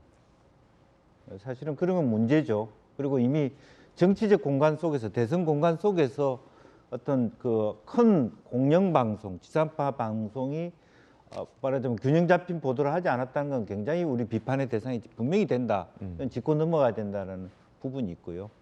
그런 부분에 대해서 지금 현재 뭐 그 방송사도 새로운 사장을 뽑으면서 후폭풍이 있는 것으로 그렇게 제가 이해를 하고 있고요. 또 하나는 사실은 어떻게 보면은 서울의 소리나 이 사람들이 김건희 여사한테 엎어치기 당한 거 아닌가. 녹음되고 있다는 걸 알면서도 슬슬 저런 식으로 자기 방어, 자기 미화를 했을 가능성도 저는 분명히 있다고 보여집니다. 그리고 저런 부분이 넓게 보니까 왜 윤석열이라고 하는 그 말하자면 검사가 대통령이 됐는지를 알겠어요. 김건희 여사가 굉장히 훌륭한 분이네요. 저 정도로 어떤 자기 남편을 방어할 줄 알고 할 줄 아는. 그러니까 모든 자기를 깎아내리려고 하는 언론을 대상으로 저렇게 엎어치기 할 줄 아는 고단수의 어떤 실력자다. 저는 그런 느낌을 갖게 됩니다. 예. 왜 뺐을까? 전재윤은 왜 뺐을 거라고 보세요? 그때 대선 당시에 후보, 지금의 그렇죠. 대통령의 수행 대변인이었잖아요. 네. 그러니까 모 방송국에서 대대적으로 선전을 광고를 한 다음에 보도를 했는데 뭐겠습니까? 결국 저런 내용이 나가면은 우리 국민의힘의 윤석열 후보에게 도움이 안 되기 때문에 그러니까 당연히 뺀 거죠. 그러니까 국민의힘에 불리한 거는 방송을 내보내고 국민의힘에 유리한 거는 빼고 좀 그렇게밖에 생각이 안 되네요. 공개됐던 거는 뭐 예를 들어서 남편 윤석열 대통령 당시 후보에 대해서 김건희 여사가 한 건 뭐 예를 들어서 내가 오히려 더 뭐랄까 남자의 어떤 그런 뭐 기운 뭐 그런 내용이 있었는데 정작 공개 안 된 건 보면 의리 있는 남자다. 뺀질이 아니다. 그런데 뭐 그 이런 내용을 내용들. 보면은 정말 김건희 여사가 또 그 남편을 생각하는 정말 그런 뭐 신뢰, 뭐 존경심 사실 이제 이게 대단하다. 이제 이런 것을 좀 볼 수 있는 것 같고요. 하여튼 그 내용이 뭐 방송사에서 됐다고 생각을 해보십시오. 그러면 그게 뭐 민주당 후보에게 도움이 되겠습니까? 뭐 저는 그래서 아까 김영주 의원님 말씀하신 것처럼 매우 편파적인 보도였다. 이런 것을 다시 한번 확인할 수 있었다. 이런 생각이 들고요. 거기에 관여된 분들은 뭐 지났다고 해서 이게 없던 것처럼 되는 게 아니라 그런 면에서 정말 이 방송이 공정방송으로서의 좀 그렇게 좀 자성하고 또 바뀔 수 있는 이런 계기가 돼야 된다. 그리고 관련된 사람들은 저는 뭐 민형사상에 좀 책임은 져야 된다고 생각합니다. 예. 이런 일이 되풀이돼서는 안 돼야 되겠죠. 그런가 하면 이 김건희 여사의 이 도이치모터스 의혹, 연루 의혹과 관련해서 어제 국회 정무위에서 이용우 의원과 이복형 금감원장 간의 문답도 있었습니다. 들어보시죠. 한 종목에 40억이나 되는 돈을 이렇게 투자하는 경우가 내부자 정보가 아니고서는 할 수가 없는 겁니다. 전주를 기소하기에는 증거가 있어도 힘듭니다. 근데 이거는 제가 보니까는 정말 한 톨의 증거라도 있었으면 기소를 했을 텐데 증거가 없는 겁니다. 거의 확신할 수 있습니다. 이복형 금감원장의 답변이었습니다. 정혁진 변호사님 어떻게 네네. 들으셨습니까? 일단은 뭐 금감원장이 그냥 쭉 금융권에서 이렇게 쭉 성장한 사람이 아니고 그 검사 출신 아니겠습니까? 그러니까 다른 부분은 몰라도 저런 부분, 이렇게 수사와 관련된 금융기관 제재나 이제 그런 것과 관련해 가지고는 누구보다도 잘 알 수 있는 그런 위치에 있고 또 잘 아는 사람인데 설마 금감원장이 거기에 대해서 거짓말했을 거라는 그 생각은 제가 들지를 않고요. 그렇다라고 하면 많은 사람들이 의혹을 어떻게 갖고 있냐면은 금감원 경찰에서 다 혐의가 있었는데 검찰에서 이걸 갖다가 뭐 이렇게 뭉개고 있다 그런 식으로 오해를 갖다 했었던 것 같은데 적어도 금감원에서는 김건희 여사 관련해 가지고 어떠한 그 증거 자료를 가지고 있지 않다 그런 이야기. 그다음에 어제 제가 이야기 들어보니까 도이치모터스 관련해가지고 금감원에서 조사한 사실은 있는데 그것은 이른바 5%룰이라고 해가지고 공시 관련된 그런 것들이 있거든요. 이제 그런 것들과 관련한 조사는 있었지만 주가 조작과 관련된 조사를 금감원에서 한 적은 없었다라는 식으로 이야기를 하는 걸 보니까 저 부분은 신뢰할 수 있는 것이 아닌가 하는 생각이 듭니다. 한 가지 더 정혁준 변호사님, 네네. 천공이라는 분이 뭐 국방부의 주요 인사와 함께 어디를 뭐 갔네 안 갔네라는 논란도 있었는데 천공 개인의 휴대전화 신호가 확인됐나 봐요? 그런데 그 없었다는 거 아니겠습니까? 뭐 천공이 그냥 우리말로 하면 하늘이라는 뜻인데 하늘은 어디에나 있겠지만 저 사람 천공은 그 자리에 없었다라고 하는 거니까 그러니까 이것은 의혹을 제기한 사람이 입증을 해야 되는 겁니다. 왜냐하면 가만히 있었으면 아무 일이 없었을 것을 이러이러하다라고 의혹을 제기했으니까 무슨 근거로 그런 의혹을 제기할 수밖에 없었는지 그걸 갖다가 입증을 해야지 이걸 또다시 입증 책임을 넘겨가지고 검찰이 입증을 해야 된다. 안 하면 뭐 있었던 것이다. 이런 식으로 이렇게 그 덮어 씌우는 것은 맞지가 않거든요. 그다음에 여기에 대해서 이제 법적 조치가 들어가 있으니까 만약에 그러한 입증이 제대로 되지 않으면 거기에 대한 책임도 아마 부담해야 되지 않을까 하는 생각이 듭니다. 예, 천공도 휴대전화를 쓴다. 그 위치 신호를 분석했다라는 거군요. 뜨거운 소식 함께하고 있습니다. 두 번째 소식 만나보시죠. 바이든 대통령이 깜짝 키이우를 방문했습니다. 푸틴은 뭐라고 얘기했을까요? 들어보시죠. Ответственность за разжигание украинского конфликта, за эскалацию, за рост числа его жертв полностью лежит на западных элитах. И, конечно, на киевском режиме сегодняшнем. Нам стратегическое поражение хотят нанести и лезут на наши ядерные объекты. В этой связи вынужден заявить сегодня о том, что Россия приостанавливает свое участие в договоре о стратегических наступательных вооружениях. But there should be no doubt. Our support for Ukraine will not waver. NATO will not be divided, and we will not tire. Love of liberty. Brutality will never grind down the will of the free. And Ukraine will never be a victory for Russia. Never. 바이든 대통령의 키이우 방문은 일종의 연막 작전까지 동원됐습니다. 일단 전략소통조정관이 우크라이나 방문 계획은 없다라고 밝혔는데 같은 시간 바이든 대통령은 이미 우크라이나로 출발한 상황이었습니다. 대통령 전용기 에어포스 원 대신에 국내 이동에 사용하는 에어포스 2에 탑승을 했고요. 키이우에서는 전용 리무진이 아니라 SUV 차량을 이용했다라고 합니다. 철저한 연막 작전 속에서 비밀리에 이렇게 바이든 대통령이 키이우를 방문해 젤렌스키 대통령을 만난 겁니다. 러시아를 향해서 강한 경고의 메시지를 이 미 대통령의 방문은 담고 있습니다. 김영주 의원님 어떻게 보십니까? 네. 뭐 결과적으로는 이제 전쟁 1주년을 맞이하면서 내부적으로는 어쨌든 종동선언으로 가는 분위기가 한편 있고 밖으로는 굉장히 격돌하는 분위기가 있는 것 같습니다.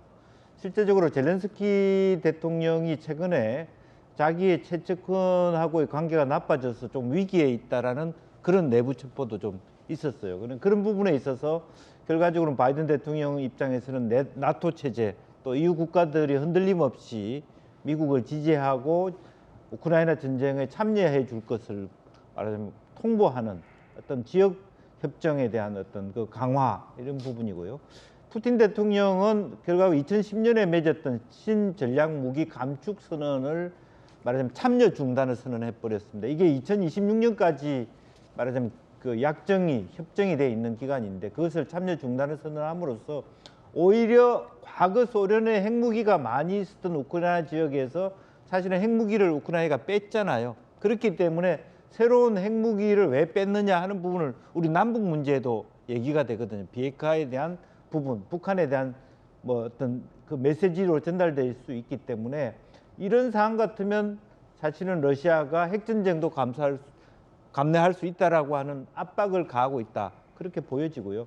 이런 부분들이 설령 아주 강한 대립으로 보인다 하더라도 어느 순간에 우크라이나 전쟁이 종식될 수 있고 즉 한국식 방식의 어떤 종전이든 휴전이든 그런 방식의 논의가 될 수 있는 것도 남아있다 그렇게 보여집니다. 예, 뜨거운 소식 전해드렸습니다. 이번엔 저희가 준비한 다음 이야기 전해드리겠습니다. 국민의힘 전당대회 소식 전해드립니다. 충청권 합동연설회가 있었는데 현장 분위기가 의아했다고 해요. 어떤 일인지 그 이야기 지금 시작하겠습니다. 중원의 야유 고성, 결선 투표라는 변수. 충청권 합동연설회 충청으로 가보겠습니다. 아니면 말고씩 흑색 선전으로 혼탁해지고 있는데 이렇게 하면 좋아할 것은 민주당밖에 없습니다. 안철수와 김기현 중 내려 꽂는 공천 막을 사람 누군지 아실 겁니다. 혼자 설 수 없어서 많이 기대온 빚 많은 후보는 공정할 수 없습니다. 이재명 보십시오. 이재명 안 되죠? 이대로 당대표가 되면 내년 총선은 필패입니다. 천하람이 이끄는 집권 여당 국민의힘은 소외된 노동자들을 위한 제3노조의 역할을 할 것입니다.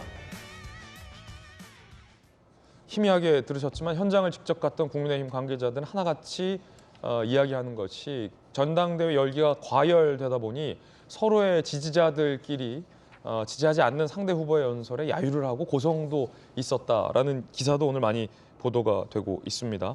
상당히 치열합니다. 그 치열함의 중심에는 김기현, 안철수 이 두 후보 간의 설전도 있습니다. 이른바 땅 투기 의혹을 계속 꺼내들고 있는 안철수 후보에 대해서 김기현 후보도 굉장히 단호하게 맞섰습니다. 안철수 후보는 계속해서 이 의혹을 단호하게 파고듭니다. 함께 보시죠.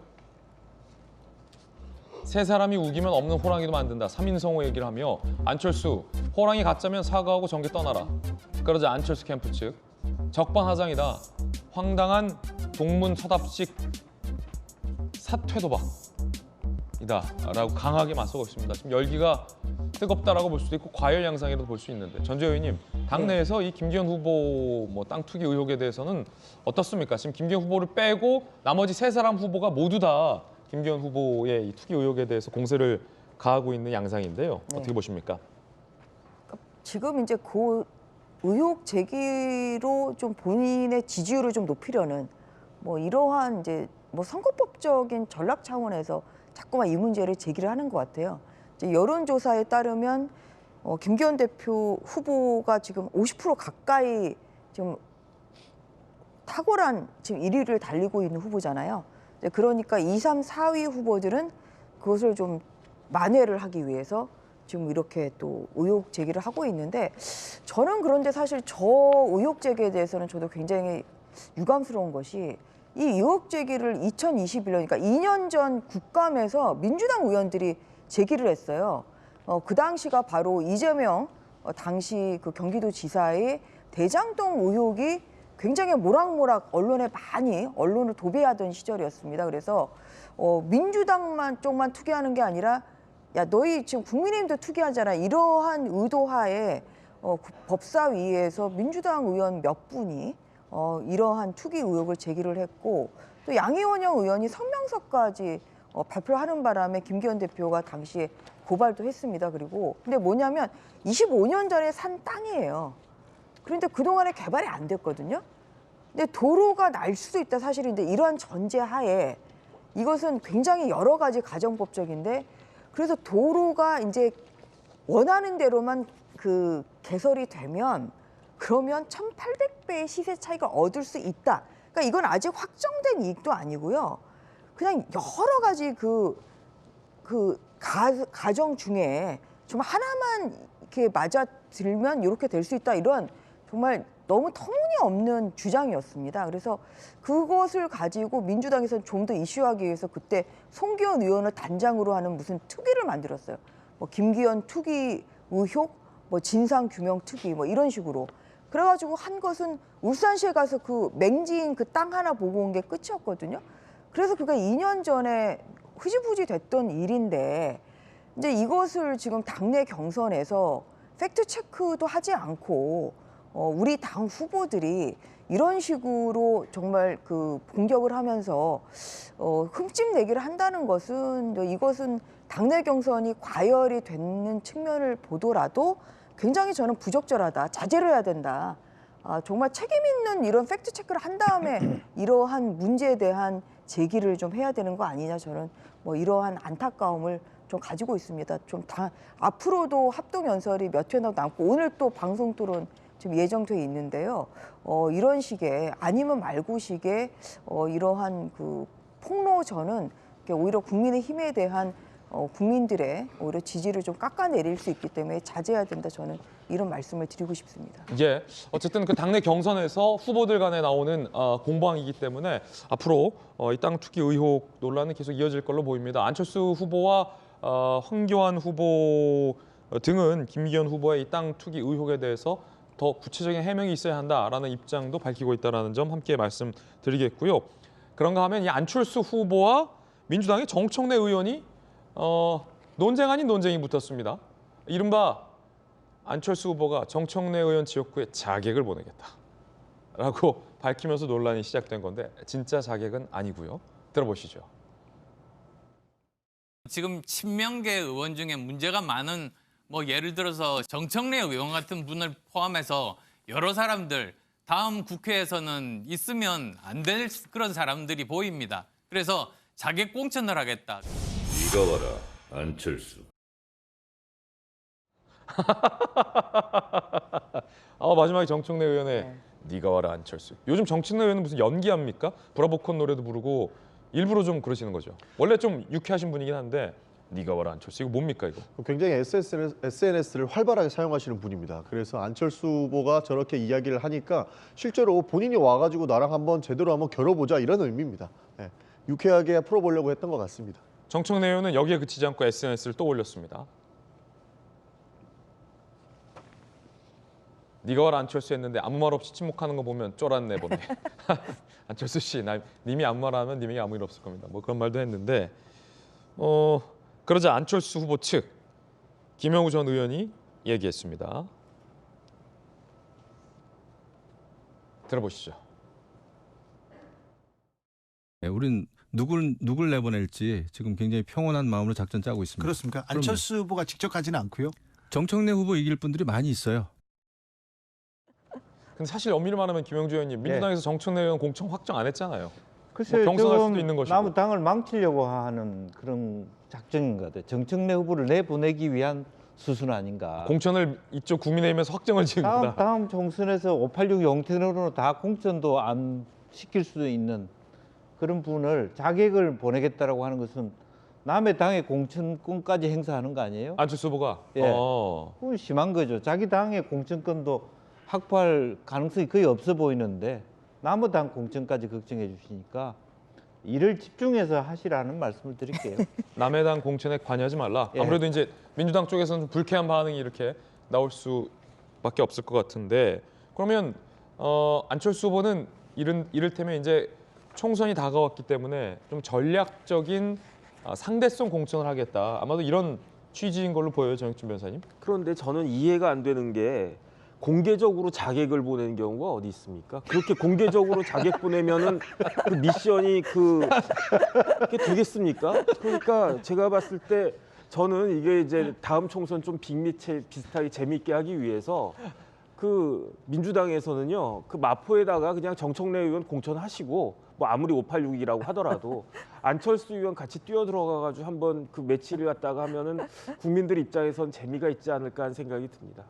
네. 자객은 공개적으로 보내지 않는다. 논평 재밌군요. 그런가 하면 이준석 전 대표는 한 장관이 이번 총선에서 역할을 할 것이다라는 것과 관련해서 견제성 발언을 했습니다. 총리가 날 수 있다. 뭔가 견제성이죠. 내가 공천권 가졌다면 춘천에 공천하겠다. 뭐 이준석 전 대표가 한동훈 장관을 견제하는 견제구성 멘트도 했습니다. 견제죠, 전 의원님 저건. 근데 저는 뭐 저게 이준석 대표가 무슨 공천권을 가질 가능성이 1도 없지 않습니까? 1도 없다. 네, 그래서 정말 이번 그 당대표 선거로 인해서 잊혀져 가던 지금 이준석 대표가 다시 좀 소환이 되다 보니까 열심히 또 SNS 활동을 하시는 것 같습니다. 그래서 뭐 한 귀로 듣고 한 귀로 흘리면 되는 말 아닌가 싶습니다. 예. 앞서서 이제 김명주 의원님이 이제 민주당 공천에 개입하지 마라라는 발언을 하시면서 공천을 할 가능성이 거의 없어 보인다라는 말씀을 하셨지만 그건 당대표 당선의 가능성이 없다라는 취지가 아니라 당대표가 되더라도 민주당 공천에 영향을 줄 수는 없다라는 취지의 발언이라는 것. 아무래도 전당대회 기간이기 때문에 조금의 오해의 여지라도 없게 하기 위한 앵커의 높아심, 할머니 마음이었습니다. 60초 광고 보고 돌아오죠. 잠시 후에 뵙죠. 오늘 저희들이 준비한 소식 모두 다 전해드렸습니다. 저희는 내일 아침 8시 50분에 더욱더 풍성한 소식 들고 인사드리겠습니다. 오늘 하루는 분명 어제보다 나을 겁니다. 좋은 하루 되십시오. 고맙습니다.